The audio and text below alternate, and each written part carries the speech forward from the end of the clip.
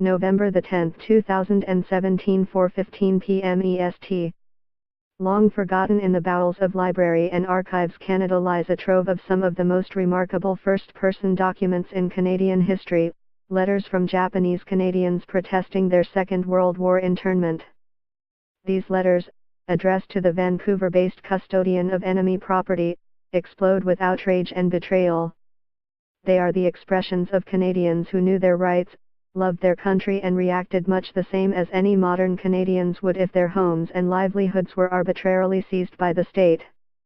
The letters form part of Landscape of Injustice, a massive internment research project led by University of Victoria historian Jordan Stanger Ross.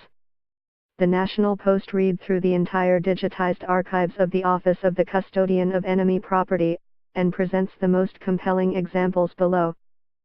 Surely there must be a terrible mistake somewhere. Within weeks of the Japanese attack on Pearl Harbor on December 7, 1941, more than 20,000 Japanese Canadians were evacuated from the BC coast and ordered to turn over their land and possessions to the state.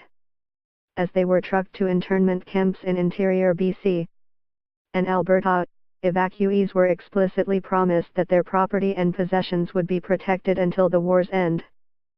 Then, starting in 1944, internees suddenly started receiving notices that the government had sold everything they owned at obscenely low prices.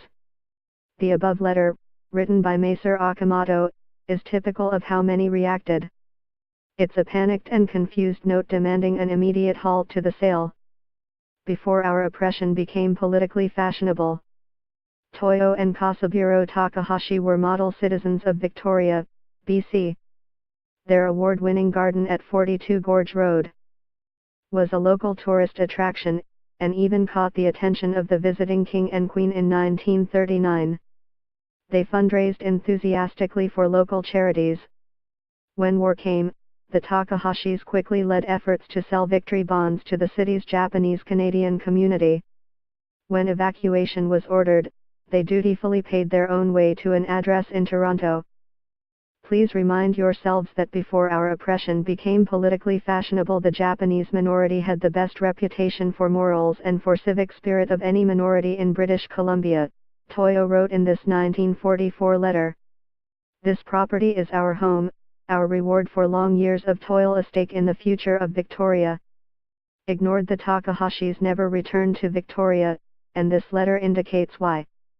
Their beloved house, and whatever gardens remained, were forcibly sold off to a William and Gladys Henney for $10,000, $136,250 in 2017 dollars. Note the date on the letter, June 13, 1946.